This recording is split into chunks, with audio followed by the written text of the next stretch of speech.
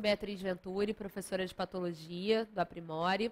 Sou formada em odontologia pela UFRJ, especialista em estomatologia, mestre em patologia. E hoje nós vamos voltar a conversar sobre patologia, falando sobre patologia glandular. Vamos continuar usando a referência de sempre, o Neville 2009 e o Reguesi 2013, que são as bibliografias mais utilizadas. E hoje nós vamos conversar sobre patologia glandular.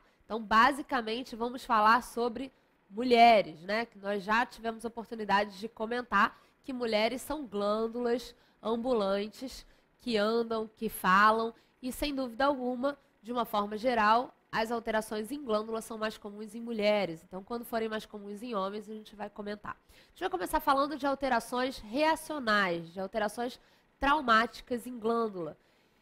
Em relação à glândula, uma das coisas que mais cai em concurso é que determinada patologia acontece aonde. Então, o local onde as patologias acontecem é uma coisa que cai bastante em concurso. Então, fique atento a esse item, a gente vai voltar, a gente vai sempre recapitular isso, mas é importante sempre se atentar para o local onde as patologias ocorrem. Então, a primeira coisa que a gente vai falar é uma que cai bastante em concurso, que é a mucocele.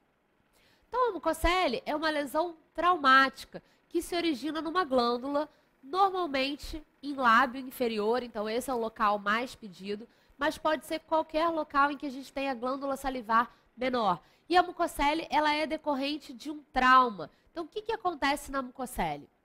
A glândula salivar menor, ela é traumatizada e aí duas coisas podem acontecer. Ela ter o seu ducto rompido e toda a saliva que é produzida, ela é então exteriorizada e fica restrita ao tecido adjacente, levando aquele aumento de volume conhecido, geralmente translúcido ou mais azulado, que é o que a gente chama de fenômeno de extravasamento de muco. Então é quando o ducto ele é perdido, o ducto é lesionado e toda a saliva então extravasa. Um outro processo que pode ocorrer e que clinicamente vai se manifestar da mesma forma, por isso a gente chama de mucocele, é o cisto de retenção mucoso. Quando há algum problema de obstrução no ducto, e aí há uma diferença aqui, uma alteração na permeabilidade, e a saliva não consegue sair, se acumulando então dentro do ducto e levando ao aumento de volume. Clinicamente, o que a gente vai ter é exatamente a mesma coisa, o aumento de volume, o nódulo mais translúcido. Na realidade, qual é a diferença do fenômeno de extravasamento para o cisto de retenção mucoso?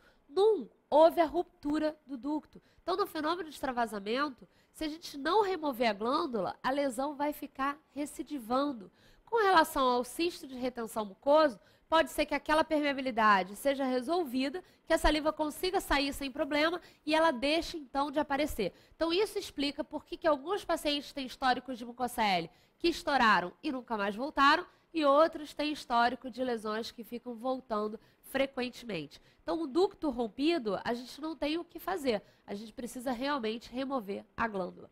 Então, é um aumento de volume, de tamanho variável. Geralmente, crianças e adultos jovens são mais afetados. O trauma é a causa mais comum. E ela varia de azulada a normocrômica, podendo até, associado a trauma, ficar um pouco mais esbranquiçada.